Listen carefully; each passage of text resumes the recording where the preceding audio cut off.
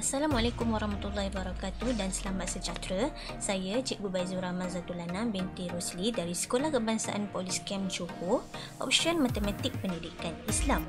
Pengalaman saya dalam pendidikan selama 16 tahun dan saya mengajar matematik tahun 4 dan 5, RBT tahun 5 dan TMK tahun 6. Pendekatan yang telah saya ambil dalam menarik minat murid menyertai PDPR, mengadakan kelas secara bersemuka iaitu Google Meet, penggunaan Google Classroom, merakam video pembelajaran dan muat naik di YouTube channel, quizzes, word wall dan live worksheet.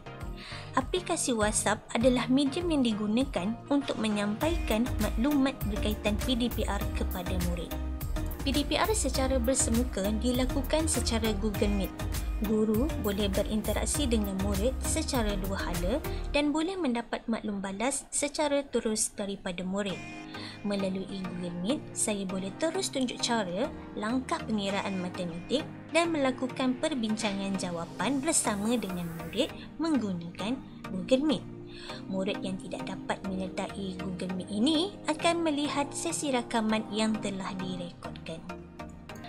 Pendekatan lain yang saya ambil dalam menarik minat murid ialah Google Classroom.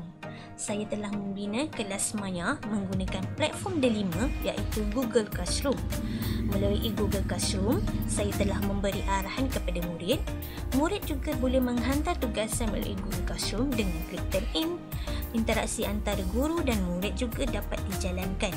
Selain daripada itu, pautan rakaman Google Meet dan video pembelajaran boleh dipautkan di dalam kelas maya ini dan murid boleh berakses di luar waktu PDPR.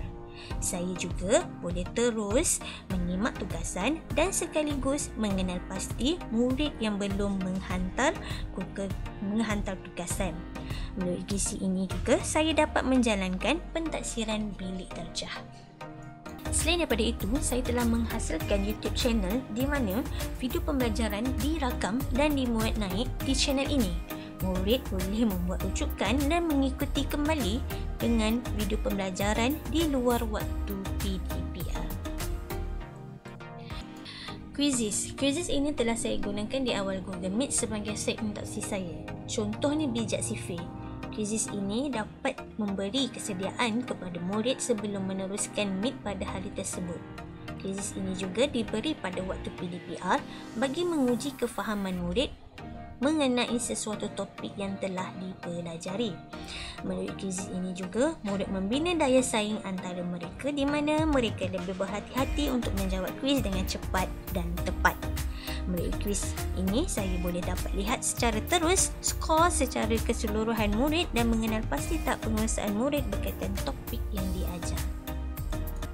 Selain itu, saya juga menggunakan aplikasi WordWall dan Live Worksheet sebagai pengukuhan dan medium PDPR sekiranya tiada Google Meet dijalankan.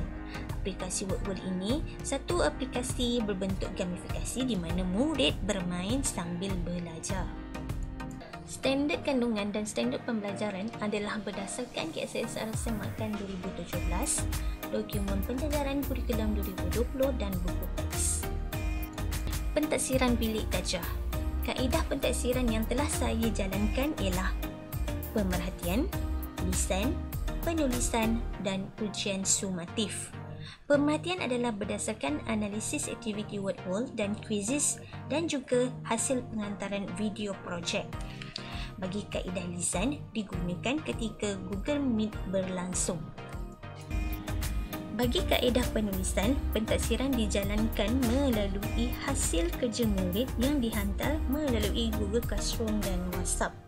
Bagi kaedah sumatif, saya telah menggunakan Google Form yang mempunyai 20 soalan objektif bagi menentukan tahap pembelajaran murid. Sijil akan diberikan terus sekiranya murid melepasi tahap yang telah ditetapkan. Seterusnya ialah perekodan PBD. PBD yang telah saya jalankan akan direkodkan melalui borang transit PBD dan dimasukkan dalam PBD setengah tahun. Bagi menghargai usaha murid dalam PDPR, saya telah memberi sijil penghargaan kepada murid agar lebih bersemangat dan seronok mengikuti kelas PDPR. Diharapkan ini dapat memberi semangat yang untuk terus konsisten menyertai PDPR akan datang.